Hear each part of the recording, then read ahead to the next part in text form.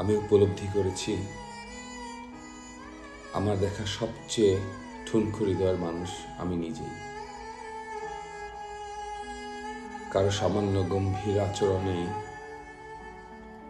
আমার হৃদয় চুরমার হয়ে যায়। একটা সামান্য শক্ত কথায়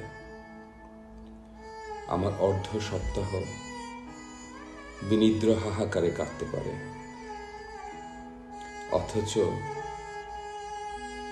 আধুনিক মানুষের হৃদয় কত শক্ত, যেন কংক্রিটের মতো। এই পাথরের নির্মম শহরে